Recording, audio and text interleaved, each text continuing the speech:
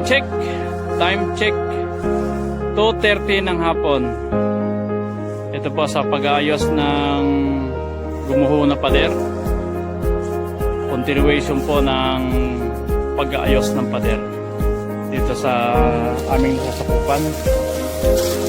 Sa pribadong subdivision, inaayos po ng tiga-kabila yung pader na gumuho po dito para tayuan ng panibagong konkreto at matibay na pader.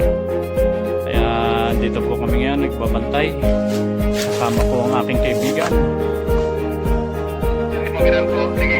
Kamusta ka? Anong masasabi mo sa ginipang pader na gumuho? May masasabi ka ba? Ang masasabi ko lang ay ayusin nila ang pader.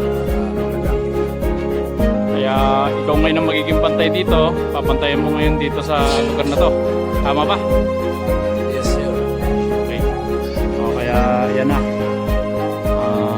Bali lalagyan muna nila ng temporary na bakod itong lugar para hindi kitang-kita kami dito sa loob. Yan, ayusin na ng mga foreman at ng mga worker nila. Yan at mga tiga-kabila. Yan po. Kaya tutok lang tayo hanggang sa matapos tong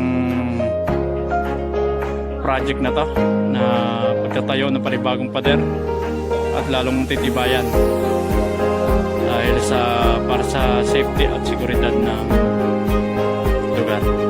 Kaya hanggang dito na lang. Salamat.